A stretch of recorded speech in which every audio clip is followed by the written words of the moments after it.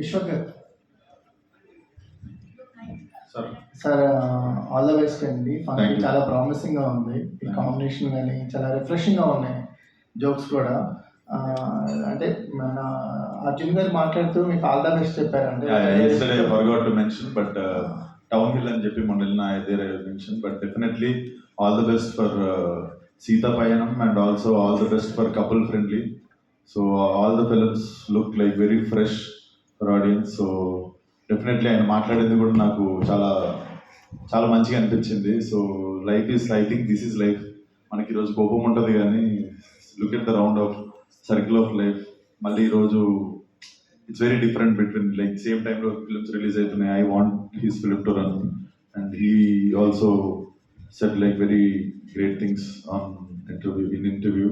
So definitely rooting for Couple Friendly and also Sita Payanam. All the best to Shobhan also. Yeah. Good ఒక good closure లా అనిపించింది. Yeah. Even I felt same, sir. సరే, Circle of life. అంటే ఇప్పుడు ఈ movie విషయానికి వచ్చేసరికి కొంచెం refreshing అనిపిస్తుంది. అంటే ప్రీవియస్ మూవీస్తో కంపేర్ చేస్తే ప్రీవియస్ మూవీస్ నుంచి బయటపడి కొంచెం లైటర్ వే అయినట్టున్నారు. అది తెలియకుండానే కొంచెం రిలాక్స్డ్ ఉన్నా. మేబీ అది the energy film is carrying. Film has that energy అనిపిస్తుంది.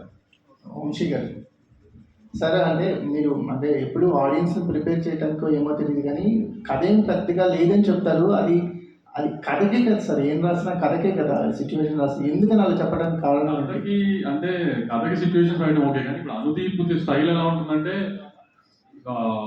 పంచులు వెళ్తుంది సినిమా అంతా.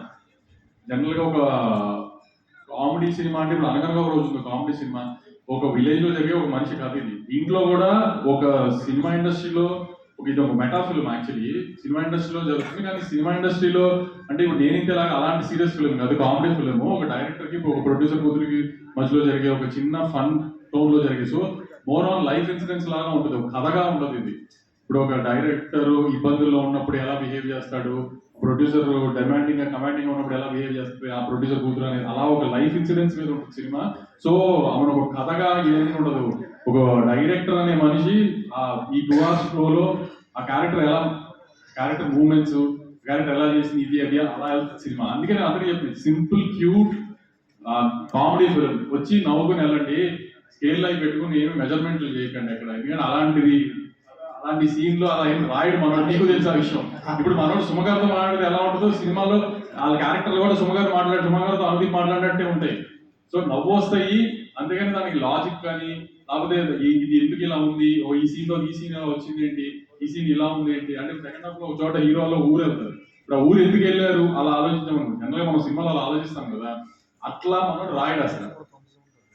అలా ఇప్పుడు లోలో మనిషి మామూలుగా మనం లైఫ్ లో చేస్తున్నాం అనుకో, నువ్వు నేను ప్రొడ్యూసర్ రేపు ఏం చదువుతాం ప్లాంట్ గా చేయం కదా, అనుకునే జరుగుతూ ఉంటాయి, జరిగిన దాని ప్రకారం రియాక్ట్ అవుతాం. అలా ఉంటుంది సినిమాలో. అందుకని ఆ ఫ్లో కథ అలా ఎక్స్పెక్ట్ చేయకండి అని చెప్పారు. అలానే లేదు, ఒక స్టార్ట్ పాయింట్, ఒక మిడ్ పాయింట్, ఒక ఎండ్ పాయింట్ ప్రాపర్ గానే ఉంటాయి. అలానే గొప్పగా అయ్యి ఉండవు అంటారు. మేజర్ గా ఏంటంటే అనుదీప్ సినిమా నుంచి అందరూ ఎక్స్పెక్ట్ చేసేది ఆ పంచులు, ఆ కామెడీ అవన్నీ పుష్కలంగా ఉంటాయి. అలాని ఒక బ్లాక్ లో 20 minutes అవుతారు, అలా కాదు. ఈ ఎవ్రీ 5-10 minutes కి ఒక్కొక్క పంచ్ పడతా ఉంటుంది, ఒక్కొక్క చోట నవ్వు వస్తూనే ఉంటుంది. అలా కాన్స్టెంట్ గా మీ 2 hours మొహమ్మద్ స్మైల్ ఉంటుంది. మీరు ఎన్నిసార్లు నవ్వుకున్నారు సార్?